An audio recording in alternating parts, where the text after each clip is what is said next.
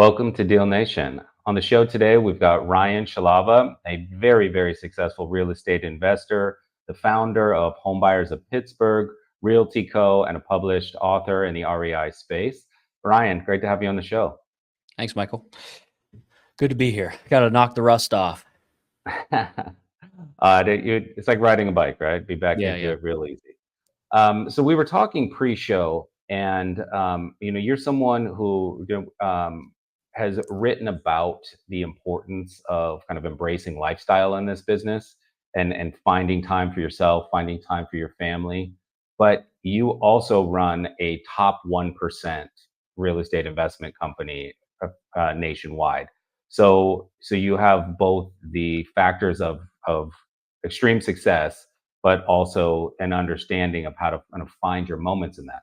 So what we discussed is, let's break down something that I think is a big question for a lot of people listening in, which is, how to invest for lifestyle, how to invest for generational wealth, and when to kind of pick your analysis moments to decide if you really want to move forward or just kind of stay in that sweet spot.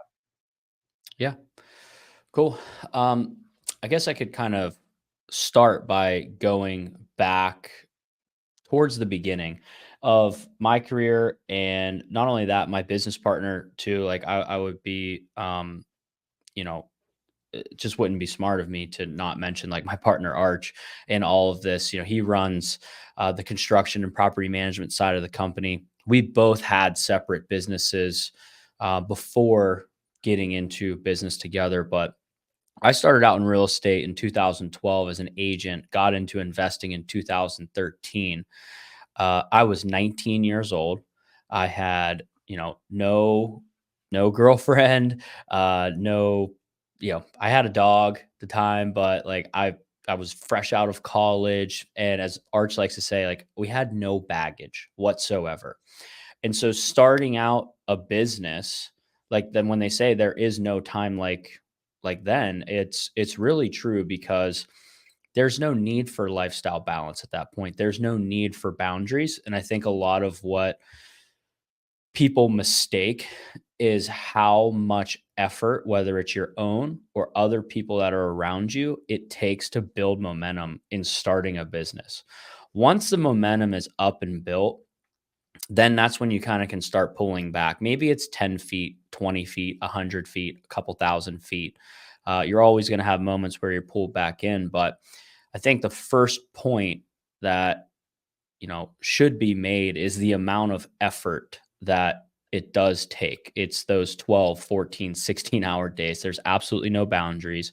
There's no weekends. There's no parties. And that's if you want to start out and you want to build a generational wealth type company, and that the lifestyle is going to come later. So it's putting that sacrifice up front.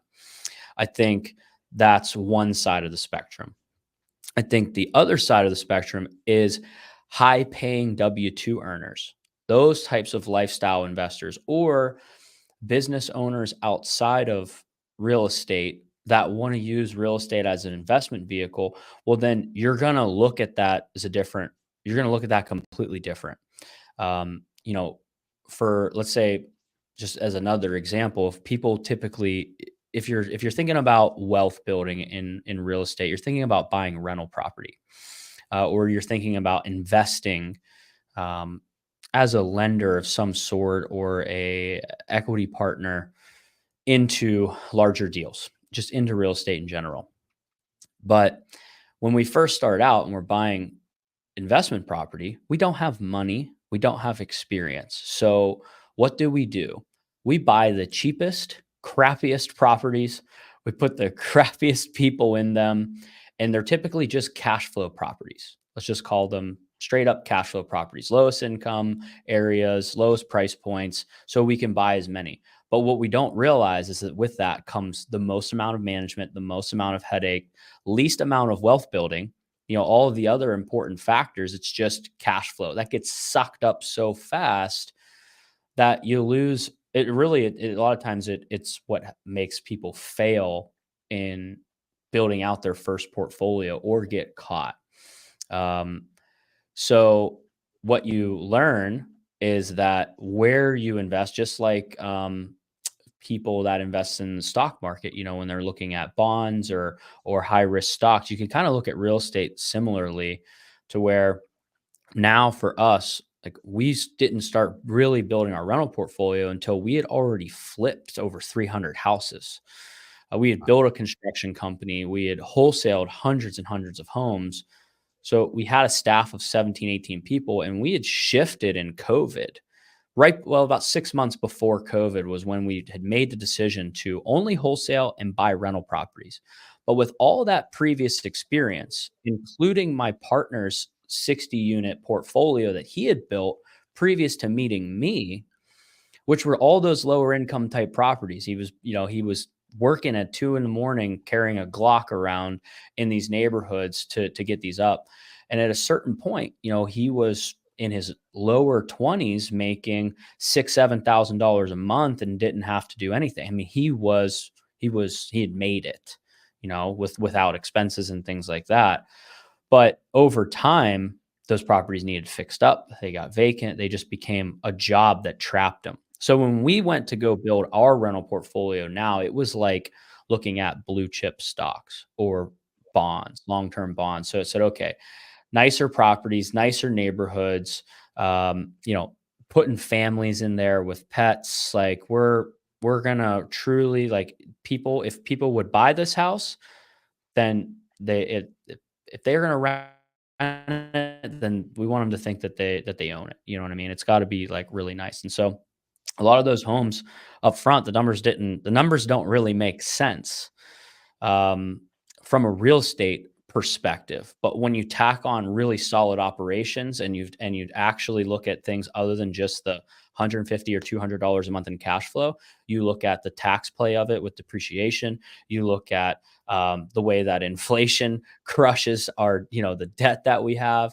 All of these, you look at buying in appreciating areas, and you see that every day you wake up, you're adding 10, 20, 30, $40,000 to your net worth, and you're truly not thinking about it. So, obviously I have all kinds of things. This is one of my favorite topics to talk about, like we did before the show. Um, but yeah, to summarize, I think where people get caught is in the middle. I think that in terms of the getting caught in the middle, right? And some of the numbers that you threw out, like you guys had done like 300 wholesaling deals and I mean, those are kind of career numbers for a lot of people listening in, right? So they're going to want to be able to, a lot of people, listening to the podcast are going to want to be able to shrink those numbers down to, let's say, like an 18-month plan or a 24-month plan of, how do I build up enough cash flow to be able to transition into blue chip stocks, basically to Mhm. transition into those blue chip properties. So let's look at it from, because I think that this applies to a lot of our listener base. Someone who's working a W-2 now and is looking within 24 months to be able to build up enough stability to, at least start to invest in those higher earning, higher appreciating properties, and then get to an evaluation point of if they want to stay in the lifestyle zone or build towards generational wealth. Yeah. So rental property, we'll just clear the deck. Rental properties don't change your day-to-day lifestyle. They don't. They are balance sheet builders. So for new people, this wasn't something I had learned until a 73-year-old man in commercial real estate and mortgages taught me in 2020 the difference between a P&L and a balance sheet. P&L affects your day-to-day lifestyle. Cash coming in today, cash going out tomorrow. So if you're going to start out and you're going to wholesale property, if you can make 10, 15, $20,000, that's just adding up to that's your savings account, right? That's your investment account. Or if you can buy one property and flip it and make 50 or $60,000, that becomes your savings point. I personally don't believe that you should just go right into buying rental property. Um, Now, do my partner and I differ on this opinion? Absolutely, and there will be 100 guys that differ on it. Personally, I think that you need to learn a lot before buying a rental property that actually can make sense all the way around. If you just buy one for cash flow to replace your W-2 income, that's not going to make sense because you're missing out on appreciation, depreciation, like these things that if you're a W-2 earner and you're going to go make more income, well then you would want to save up more money to buy a nicer property so it can affect uh, your overall game plan much better than some 30 or $40,000 property in a not so nice neighborhood in a part of town because you're thinking a lot of times people are thinking, okay, if I just buy 10 houses or if I buy 20 houses and the cash flow is 200 bucks a month, I don't have to go back to my day job. I can tell you, you're going to miss your day job managing those 20 houses.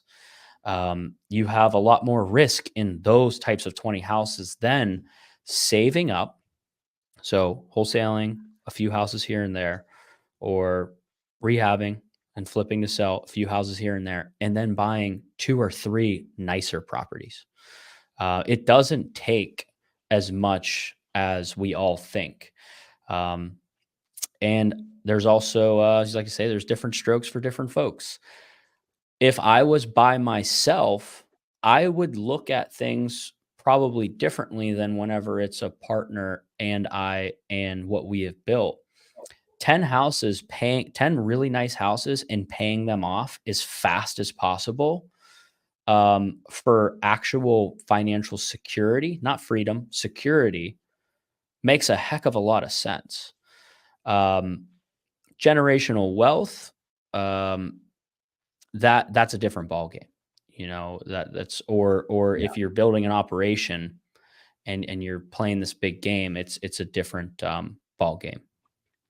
Well, I know that a lot of investors out there certainly feel equity rich and cash poor, and it's not a good place. It's not well, it's a good place to be. You've got tons of equity, but it's not a comfortable feeling because you don't feel the freedom of having that regular cash flow coming in and up to at the level like you said that your partner was at, where Right. even 6 7 grand a month that it feels like a much safer space than having Yeah. a portfolio worth 1.2 million, but you don't know where the money is going to come from out of the business, right? You feel like you need to hustle up a wholesaling deal just to pay some things. Right. Um, so would you I suggest like to for say people, you can't eat equity. right? Yeah, exactly. You can't That's eat one of my equity. you can't eat it. Now you I can love that. in our business, we do eat equity, but in a smart way. Whereas if say a bank's willing to give you 75% on that loan and you're 70%. So we're not talking about getting a ton of money out, but if you're refinancing a bunch of properties, let's say you get an extra couple $100,000 in tax-free loan proceeds. Most people go and apply that directly to their lifestyle. We do not. We lend it back to our company.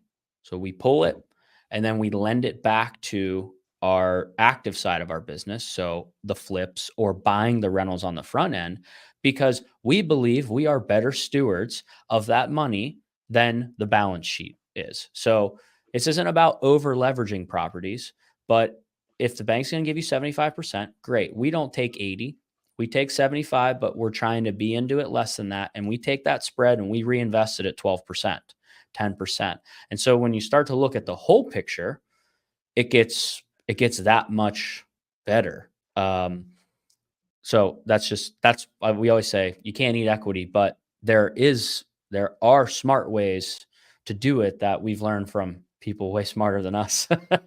uh, So I mean, I we had David Richter on recently, and he has his philosophy is that you have to pay yourself first in the business in order to maintain kind of a balance in life and a balance in business, right? So even when you guys are doing that, because I know that through refinancing and being able to get that cash flow coming in, are you portioning any part of that out to a pay yourself first model, or and then the rest goes into reinvesting in the company, or is there a model that you're following? It's the interest income from that then Okay, being reinvested, right? So I if you see. take that 200,000, it's 2 grand a month. Me and him will take an extra $1,000 a month if we need it. But it's Yeah, not taking the 200 or 100 each and going and buying a boat. buying a Um, car, a boat, right? it's okay. Hey, no, we'll increase our monthly cash flow in that way. We are notoriously bad for taking money out of the company um, in a way that most we haven't like until this year. This year was the first year that we have taken money out of the company in a big way since 2015, and it was my fault because I had a property come up that my family and I could not pass up on with acreage and things like that. And he was Yeah, like, "This is your dream home, dude. Go do it." And so it was the yeah, first time we had ever taken any heavy distribution from the company, and it was the weirdest feeling in the world. Like, yeah, whereas I know most people are, paying themselves like, yeah, uh, paying themselves a lot of money and living, big lifestyles.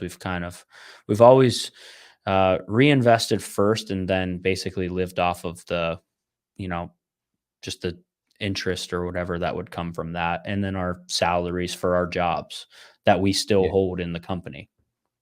Yeah, well, that's okay. So yeah, that answers my question. So you have a salary from Yeah. that you pay yourselves out, and Yep. then everything else gets reinvested. Okay. Yeah. So for Until last year, we paid ourselves $100,000 a year. We live yeah, in Pittsburgh, super affordable. Now, once I had family and kids and, and things like that, like, yeah, $100,000, like, they're not lying with the stats. It does not do it anymore to for a family of 4 to live comfortably. right. Um, and it was like a big it was weird that it was a conversation, for us. And I hope people can relate. I know people can relate to this. I think it's one of the hardest questions in business is what do I pay myself? Like, what do I deserve? Because Right. um, to replace myself, right? What would that actually be? But yeah, we bumped it up to $150,000 this year because I'm I was literally like, Arch, why? Like, we've been doing this for 10 years. We have all of this built up. We've all this money. Like, why should either of us be stressing about like paying ourselves 12 or $15,000 a month? But we're just wired that way to put it back in, to invest it back into the business, that we built that uh, it feels weird. Um, Yeah. I think it's healthy. It's good for the business. We've always, subscribe to mama first, traction, mama first. And but yeah, and just, kind of incrementally increase our lifestyles over time. So I yeah.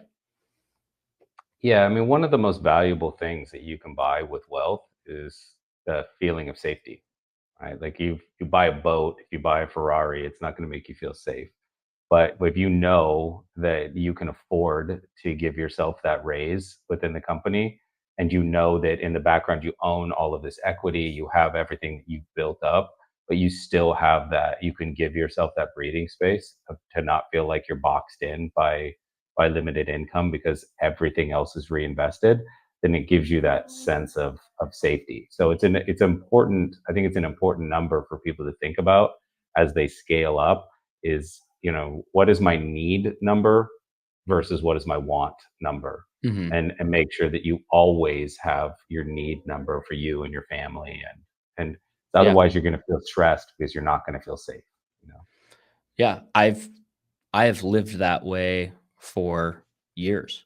Like, oh, I have a couple $1,000s in my personal bank account, and yeah, you're like, oh, why did I just overdraw that? I need to take some money from the company.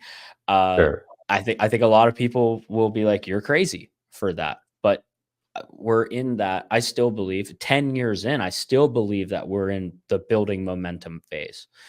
Um, One thing I have not gotten to talk about because it really just became a clear thought for me that um, I think is a super I believe it's a super valuable thought is we all grow up in this vanity of selling a company.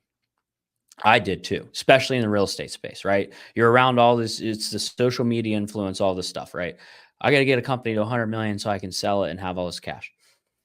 Well, I realized a couple of months ago, probably the coolest thing ever about real estate, if it's done right, is you actually get to sell your company like every 7 years tax free via refinancing your properties if they're done right. Oh, mhm, So if you go buy 100 rental properties, and let's say that's $30 million worth of real estate. This is over a 10-year period, so 10 houses a year. This is anybody could do this. You have $30 million by year 7, you're sitting on like your debt is like 12. You're at 50% LTV. So or less really. If you've appreciated things like that. Well, you could re-leverage those properties. I'm not saying back to 75 or 80%, but you could, and you could go back and you could renovate them and fix them up and all of those things. But that would be that equivalent there of, 6 or 7 million dollars would be like selling your company for $15 million. But then you get to do it again 7 years after that. And this was a huge realization for me, against the online vanity of selling a company. And this realization didn't happen to me until one of my very good friends just sold his company. And I wouldn't wish that on anybody.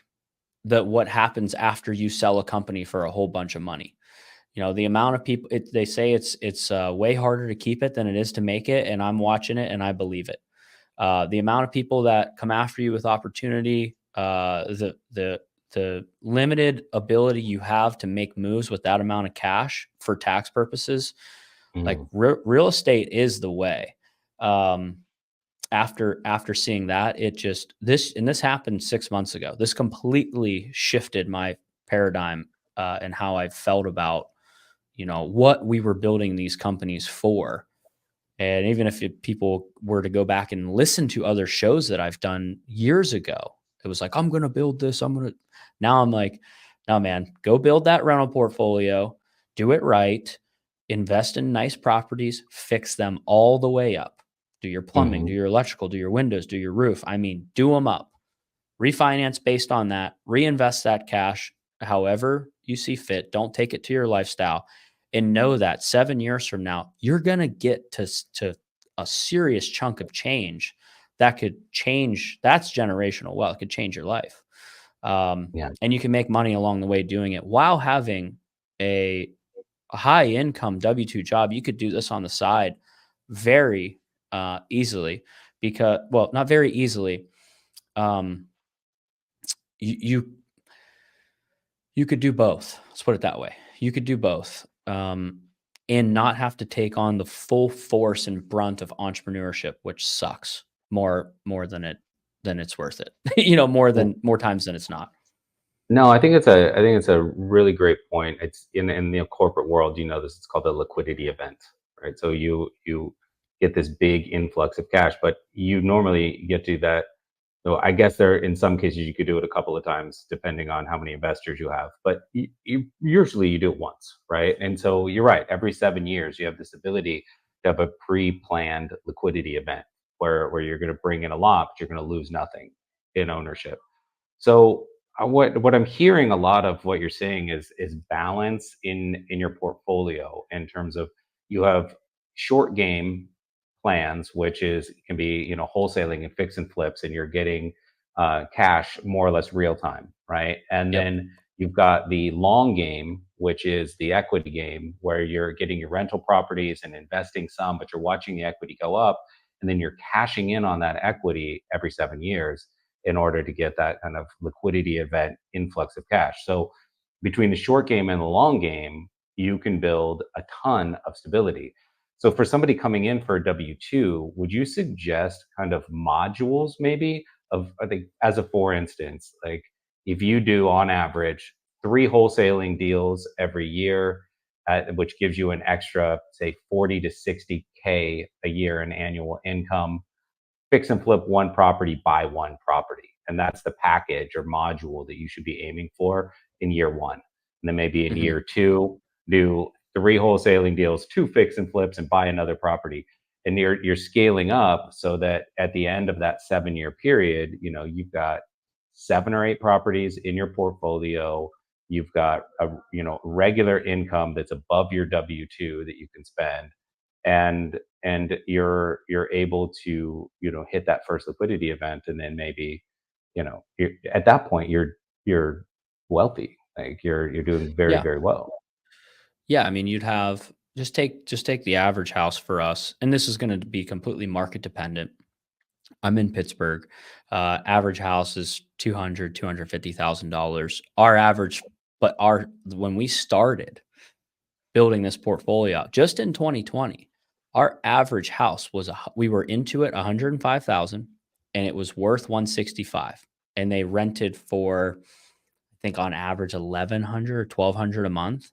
Now that number, we're on average 120 into them now, but they're worth 220. It's crazy just in 4 or 5 years, and the average rent is 1,400. So so all that still covers your rate resets and things like that. But I'm just laying out average numbers for our market place. If you had 10 properties, um, at $200,000, it's a couple million bucks. 5 years from now, it definitely, if you just take 75% out on 20-year mortgage, you will have $1 million in free equity that you could go grab. 250, $300,000 tax free all day long, that then you could reinvest back into your business however you want it. You could accelerate it, you could take it lifestyle wise. So I like to look at things in versions of 10 properties. How quickly could you buy 10 nice properties? If you want to do one a year, cool. Then, this is probably more like a 15-year plan. But I would be trying to get 10 properties as quickly as possible, probably within an 18-month to 2-year time span, if I could, to keep. So, in order to do that on a $200,000 house, let's say if you were able to borrow private money, which you absolutely, there's no excuse not to be able to borrow private money in today's world. Um, I think construction's the biggest piece of the game to learn, and to protect yourself, especially in certain, specific markets like ours. Old houses, old union labor markets, very challenging. It's not a GC state. So I think construction's a big piece of it. But if you were to wholesale or fix and flip, then you have a huge piece of the puzzle, which is being able to generate leads and always have opportunity on your table. That's a huge piece between the marketing and construction. Everything else it can really fall into place from there. But if you if you had W-2 income, a bank will give you 100% of your money back when you refinance a property if you have a W-2, as long as you're not over leveraged 75%. They do not do that for non W-2 investors. That's done through an LLC, it's Yeah. done on income, right? So you have this huge piece being a W-2er that we don't have. I mean, we flipped hundreds of homes and a bank would not touch us. It was only, like I said, after we learned what a balance sheet was versus a P&L, that we understood how these banks think. And so you have this cool piece that we didn't have. So you borrow private money up front. You don't need that much cash. I think you flip a house. I think you do a couple wholesales in a $200,000 price point market. Um, I believe $50,000, which may sound crazy to some people. You could obviously do it with way less. I think to do it right. I think to do it the non-guru way. I think if you bankroll 50 grand, that's good for one, to be able to buy one really nice rental property, you know, per year. Because let's say you had to leave 15 or $20,000, into that deal as an investment. And if you wanted to buy more, then just increase that number by $20,000. at worst case that you would leave into a deal. But if you become a good operator, then you should be leaving no money in these deals and you should be getting a small portion of tax-free proceeds back along the way. So I'm sure that that would be my. I'm sure that there's a number of people listening though that would probably think this, right? Like, okay, so rather than private lending, why don't I just keep my W-2, do 3 wholesaling deals next year, keep every penny that I make from those 3 wholesaling deals, which will give me my 50 grand, then buy a property and use my own money instead of lending. What would you tell those people taking that caution, that more, seemingly cautious approach? um, Totally. However you do it is however you do it's however you do it, as long as you get it done. Um, I I believe in Paul Sajan from CT Homes Flip This House over 10 years ago said this phrase I love. He says, "We are not in the business of flipping houses. We are in the business of turning money." That was a perspective shift for me. And it was about, and what if you could get a return on other people's money? Hmm. You're just acting as a bank. So to get started, yeah, I just think it's about speed at that point. Could you absolutely do it? But what you're doing is you're you're setting up a series of if this then that, if this then that. Yeah. So if I wholesale these 3 deals and my car doesn't shit the bed, I'll have this money, or I don't slip and fall into the pool and blow out my knee. Um, and have all these medical bills. If all of these things happen, then I could buy this. It's like, well, if we're wholesaling property, or we're fixing flipping a house, um, then we're kind of reducing the amount of if this then that's, and the next deal that comes through your pipeline, you're cherry picking at that point. That's all we do to this day is cherry pick the best deals. We wholesale. There's still deals, don't get me wrong, but we wholesale stuff that's not in our buy box. It's in other people's. We fix and flip the stuff that's too high of an ARV for us to keep and make sense. And then we just cherry pick the best ones. So if you're Yeah. getting yourself in the game, um, looking at houses is, looking at stuff, talking to agents, being in the game is most important step number one. And then play it as the field lies out in front. Then it's just about speed at that point, which I think, I know that access to other people's money allows you to, move faster or see opportunity faster. Yeah, I think a very common trait within real estate, especially people that have done very well at this, is they're like essentially gambling in a really informed way, right? So when you leap, you're taking risk. Like you're taking someone else's 50 grand and you're assuming that you're going to be able to spin that into more money. Like you said, like the business of moving money, right? And you trust in yourself and you're willing to make that leap because you believe that you're going to be able to increase that money, right? And Hmm. just via the property as a vehicle. And I have heard investors say oftentimes there's a couple of phrases that stick out, and I'm wondering, how you find the balance point between these two is don't get stuck in analysis paralysis, and the speed of play is important, right? But you also don't want to obviously rush without doing a certain amount of analysis because you're not gonna turn that 50 grand into something more. You're gonna eat it, right? So Hmm. like how did you guys, I mean, you were 19, like how did you, Yeah. and you were moving real fast. So how did you find that balance point early on?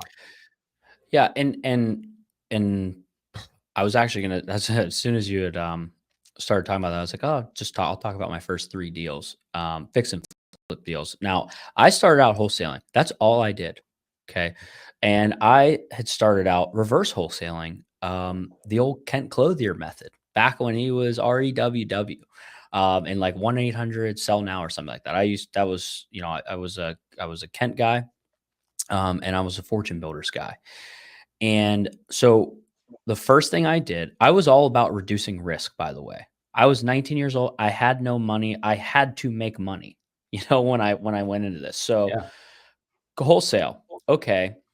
How can we do this as cheap as possible? All right, I'm gonna go on like cheapbanditsigns.com and I've got $300 so I can buy 100 bandit signs and I can go hang those up on Friday and I got to take them down on Sunday because I can't lose bandit signs. I can't have the borough go take them all. I I could afford to handwrite with my buddies, case of beer and pizza every weekend, handwrite 400 letters. That's what we could send out, but it was about the consistency of that. But what I did before both of those things was go to all the local investment groups, join any Facebook groups. This is 2012, 2013. I did every bit of networking that I could to find buyers in the area. What neighborhood do you want? What types of deals do you want? Um, what price point? If I in this neighborhood specifically, let's just look at an example house. What would you pay for this house? And I found 3 buyers. That was it. Cuz no still to this day, I say this to my sales team. We can't service 30 active buyers a month. We do not wholesale 30 deals a month.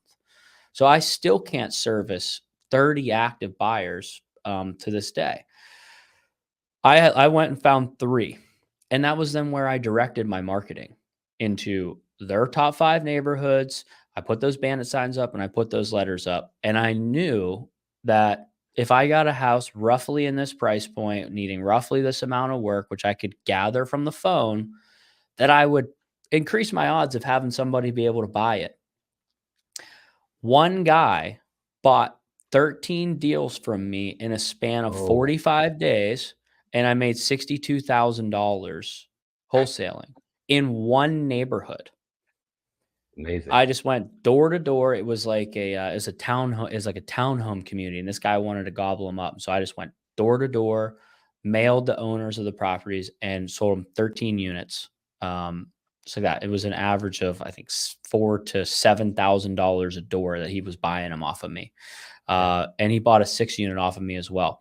But that happened really. It was 6 months into the business with absolutely no reward, but then that happened, and it was like, "Okay, well, then that guy tapped out. So then, all right, I'll move on to the other 2 buyers." And then I wholesale, wholesale, wholesale. So I Yeah. had I'm gonna sorry, built I'm gonna up. jump in real quick because it's Yeah, go I ahead. love that it's very validating actually. It's one of the things at Launch Control that we really recommend for people, especially when going into a new market, is you're in wholesaling or in real estate investment in general, or you've got the B2C side of your business where you're talking to the homeowner and trying to find the right, terms with the homeowner. And then you have the B2B side of the business on the dispo side where you're dealing with your end buyers.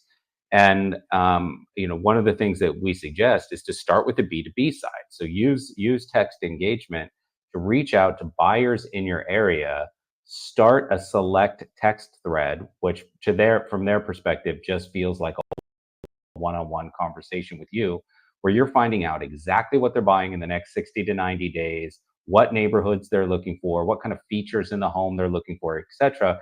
And then you turn back and then you go to your B2C side and identify those properties knowing that you've got 2 or 3 buyers. Like you said, that's all you need, right? 2 or 3 active buyers that will hopefully all be interested in whatever the given property is, or if they all have different buy box profiles, that you're able to kind of feed them those. Because if you can feed those relationships and have those strong B2B relationships, then you have a very strong foundation for your business. So Yeah. It's everything. It's like, I mean, half of this, not even half, 90% of this industry is getting absolutely crushed right now because they were lazy over the last 4 years, including myself. Eh, you could put a deal out, and within minutes, somebody was paying asking or above. You didn't know who they were, and we didn't even use Investor Lift. This was just yeah, even in our own local market, our little list, and they were getting snapped up. Well, what happens when things like when people just evaporate out of thin air because they're tense about a market? You have to go back to the basics. I literally just hired a new dispo person, an additional dispo person 3 weeks ago to come in and just re-engage buyers. All the local events, making all these phone calls because I said, "Guys, we can't service 30 active buyers. Go get me 10 and then let's Yeah. go, the whole whatever, aim ready fire." Not the opposite approach, which we're kind of hear a lot, is the whole fire ready aim. But it's like when things shift and change, let's go get our ears on the pavement so at least we know where we're shooting.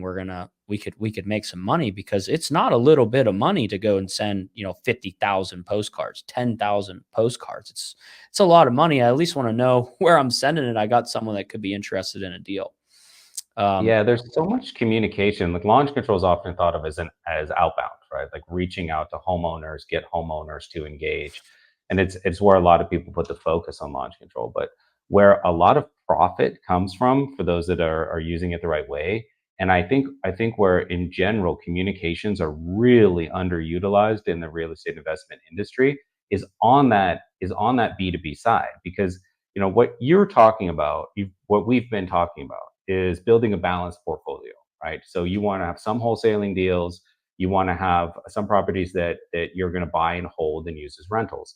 Now, if you're working a W-2 and your primary focus is, look, I'm just going to buy one or two properties a year, hold them, rent them out. I'm happy with my W 2. I'm good. I'm going to be just a part time uh, fix and flip investor.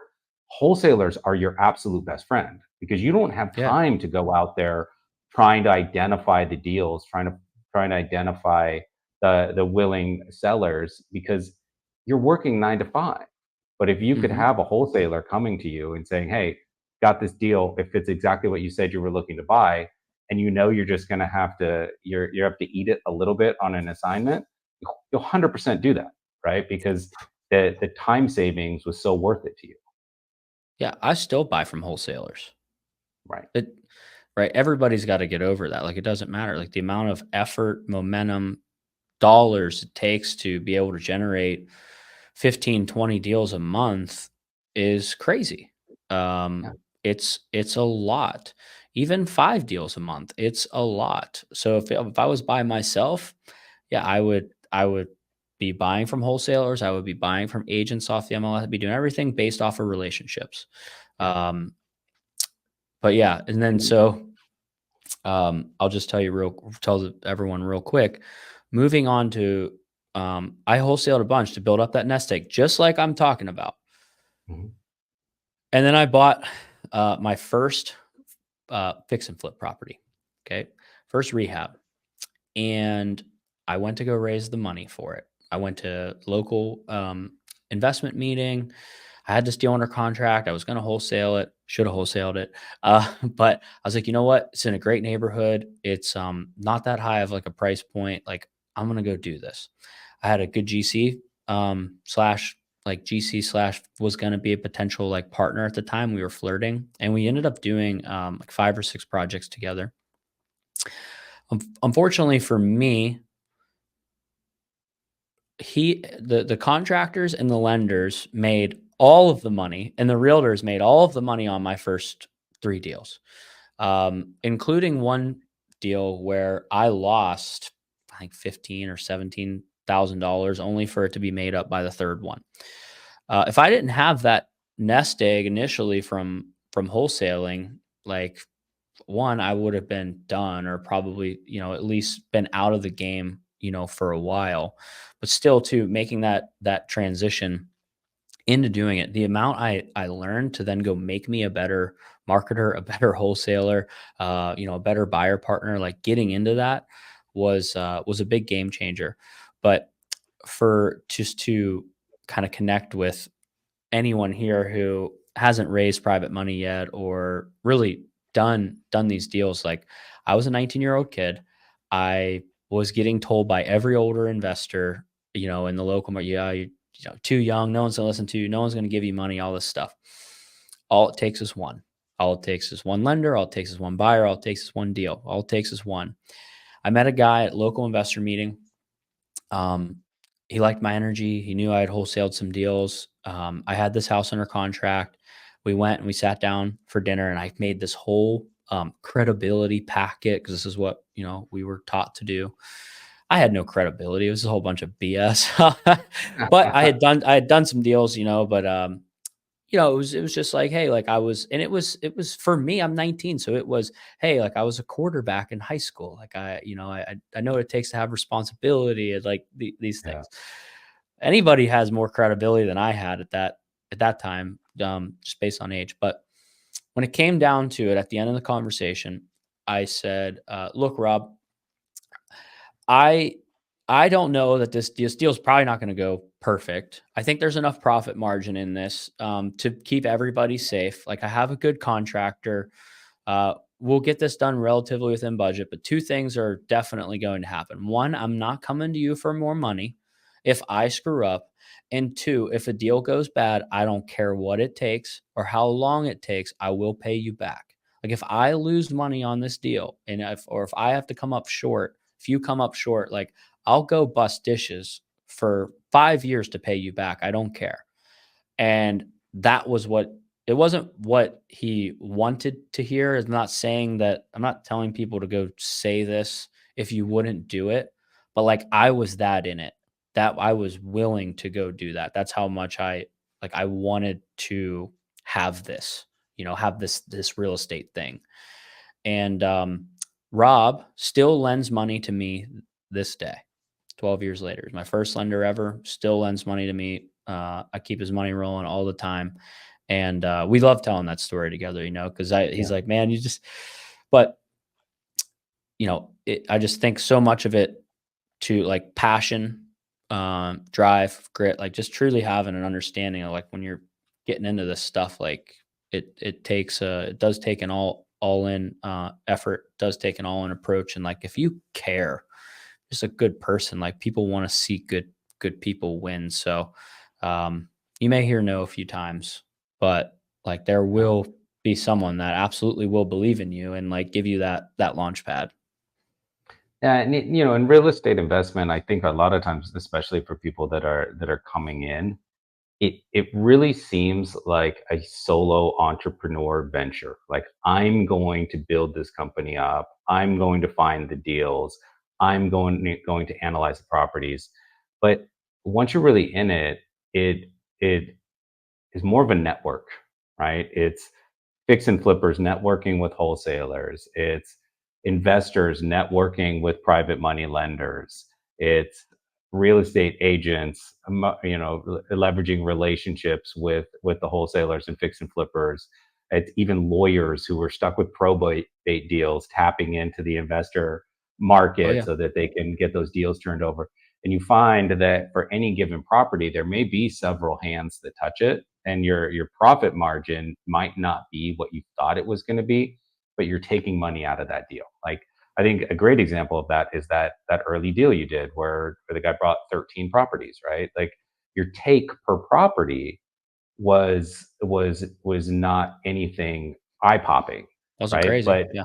But your take for 13 was phenomenal, right? And Right. it really gave you a huge head start. So it's yeah, that I think that Yeah, that's an at that eye time, opener it for a was lot of people. life at that time, it was life-changing, literally Yes. life-changing, to Yeah. be getting 15, $20,000 checks, uh, basically 3 times. I think it was like 3 times. We had 3 sets of closings, and it was just like bang, bang, bang.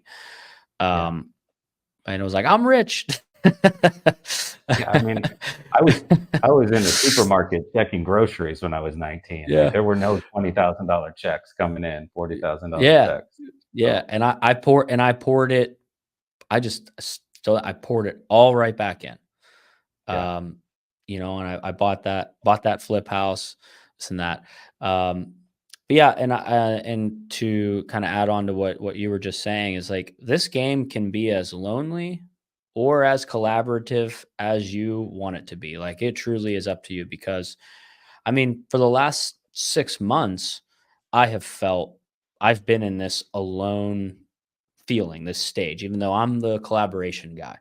Well, it's because we're going through this revolutionary stage in our business that we go through every couple of years because we grow relatively quickly, and we're adding people, we're adding systems and processes, and I am that guy. I'm the operator guy. So like I do have to go in my own head, in my own shell, and think of these things, 4 months at a time, so that they can then get relayed to the team and become reality. Those moments, those stretches of time are extremely lonely. And they are tough. They are the most strenuous, tough parts. But then there's a season after that of kind of pulling back, picking your head up out of the weeds, watching people run, where then you get to go kind of all in on the other side of the collaboration, the network, like making things move again. And you're like, oh, this feels so great. I wish I could just do this all the time. And it's like, well, I don't believe you can have one without the other. Yeah. I think that that is, I think there's a I guess, a mislook. I'm not thinking of the word, but kind of a misguided view of like balance. It being, I mean, I wrote the book on the perfect average day, and then I'm like sitting there like, damn, this probably isn't really like, not every day is perfectly balanced, right? But if you stretch it out, I think that's where you can look at balance. There's going to be times, moments where we got to go all in, but then there's times where you kind of pull back. And if you're conscious of it and you can set up those boundaries over time, that's all balance becomes, really, is you're able to put more boundaries in towards your personal life. And that's a Yeah. switch that most people don't ever make. Their businesses consume them forever, and there's no succession. It's a stat right now. I mean, I think there's more. There's more boomer businesses that are basically going to be shut down in the next 10 or 12 years and have no succession whatsoever. And Yeah. so, like, you're seeing it on full display. Yeah. Um, and so it comes down to personal boundaries, and you earn those over time. And so like now for me, I try to make myself as effective as possible between the hours of 9 to 5. Like, that's what I'm trying to do. If I'm done at 1 o'clock, I'm done at 1 o'clock. I'm going to play golf or hang out or go be with the family. But then, like, 5 to 9, cool. It's family time. Then kids go to bed, hang out with the wife for right now. Nowadays, we had two young ones at home. So it's like 15 minutes and we're both passing out. But Yeah. no business before 9, no business after 5. Like, but from 9 to 5, you got to be lethal. Yeah. um, and But the setting that, beauty, hard boundary. So that's yeah, balance in the itself. beauty of building your own business like that, though, is like you said, like you want to go golfing at 1 o'clock in the afternoon and you don't have, appointments to be at, you can do that. So you have the ability to, walk when you want to walk and sprint when you want to sprint.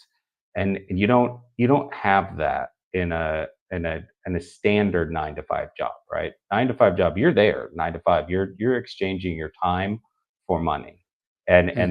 there's no flexibility within that. Whereas, what you're talking about, like you're choosing to be on task and focused from 9 to 5. But if you wanted to check out on a Friday or a Thursday halfway through the day, you have the freedom and flexibility to do that, which is um, a big want, I think, for a lot of people getting into the business.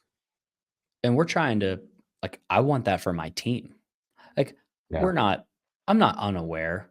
Most people give you 3 to 4 hours of good production a day.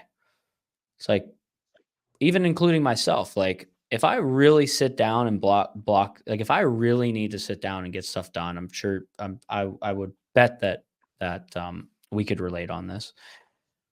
A good 2 or 3 hours, I don't really have anything else left on my list that I could Mhm. really do today, you know?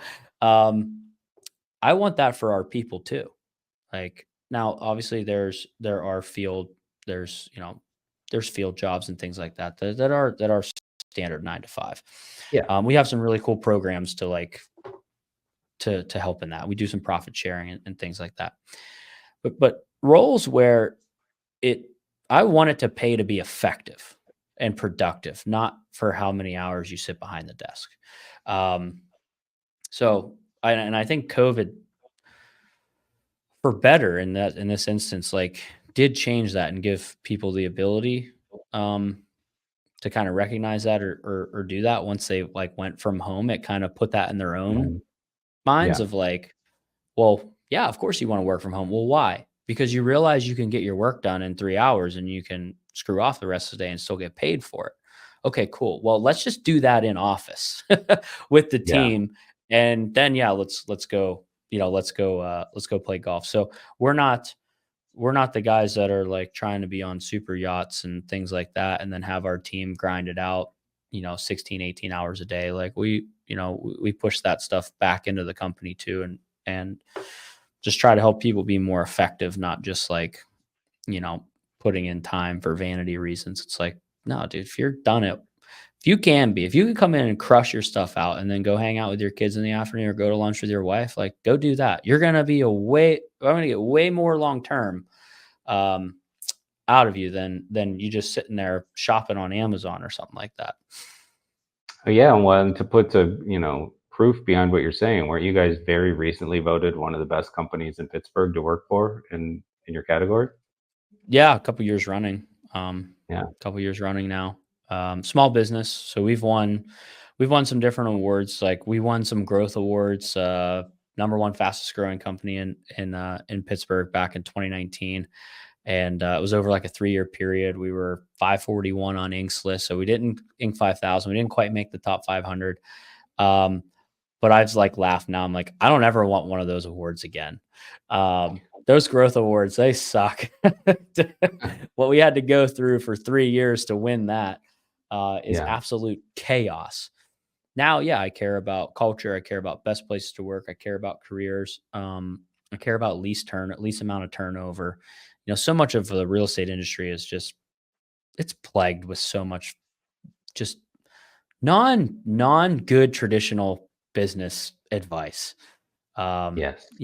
All the top guys fire their companies every year, restart, rebuild their companies. It's just like, guys, what are we doing here? Like, how about we just back it down to 80, back it down to 80%, you know, but not everything has to be 100% perfect. Like, and let's keep people around. I think you might be able to build a little bit better long-term companies if you keep people around longer. You give yourselves a chance to develop them, or give themselves a chance to develop. Um, versus just absolutely maximizing every single year. So that's a whole other topic, probably a whole other day. But Yeah, let's schedule that day. I love that topic. It's something that I think a lot of the um, launch control and Deal Nation audience really need help with. To be honest, it's you and I mentioned this pre-show as well. It's often at the upper echelons of real estate investment. It The struggle is not where to find deals. The deals are coming in. The struggle is how to build the infrastructure of a business that isn't going to like add stress to your life. That's going to make your life easier. You're in corporate business building mode at some point, and you didn't anticipate that. So yeah, helping people kind of yeah. navigate that, I think, would be a great topic. And I am thick in the weeds of that right now. Yeah. Establishing layers. Layering in a small business is it's real estate's such a grassroots small, it's just a small business. Like you get it done right by being scrappy and Yeah. resourceful. Like so many of those good skills that you learn from basically, being broke and in the trenches also slow you down, like on the other side of it when you have to go create layers or things like that. And I am very much in the thick of that right now, like hiring sales managers. Um, I think the industry had a big mix up and misunderstanding with the whole rocket fuel visionary integrator type stuff. COOs and all of these things. I think most real estate investors, owners actually needed partners, not COOs. I think now that you're seeing that truly work itself out all these years later, because these guys have been through Yeah. multiple COOs, they're still stuck in their business. I think they need good partners. which is what I've always had. And regardless of whatever happens personally, like we always come back together and like realize like we've got something special for a partnership that's really required in this type of business to go big. Um, but yeah, it's just I think there's a lot of misguidance and vanity out there because of what was cool pre-COVID and what you could get away with, and I think the tide went out and everyone got caught swimming naked. And now people are starting to see that. And I also believe that there are a few really good people that did come out of that, that are out there right now, that are operators or people that have been honest and kind of, reverse course or changed. And yeah, a lot of us, if someone tells you they're not in the thick of it right now, I think they're full of crap. Um, Yeah. they should be. Like times are changing, business is changing every day, whether it be um, the market, whether it be technology, it is changing. And so, I do think there's a lot of opportunity on the horizon too. So you should be in the thick of it, trying to uh, get by yourself as much time to think and strategize instead of being in the weeds. So that's where I am right now, openly, honestly, just gritting my teeth every day, um, trying to get to tomorrow, but knowing that, man, if things keep going the way that they are going, we could be staring down the barrel of an opportunity wave that I missed in 2000, in 2012. Like I was just getting into the game. So I think there's massive opportunity on it. I think now is the time for people to be learning, to be putting things into action. And for guys like our age, like, it's a serious, I think it's even a 10% pullback is massive in this day and age. When you look at it over the 10 years, you Right. buy 10 properties at a 10% pullback or a 20% pullback, like it's a couple $100,000. It's, you buy 100 properties, it's a couple $1 million, a 10% pullback, you Yeah. can capitalize on. So, um, yeah, exciting. Awesome. Well, that is a ton of great insight. Really, really appreciate it, Ryan.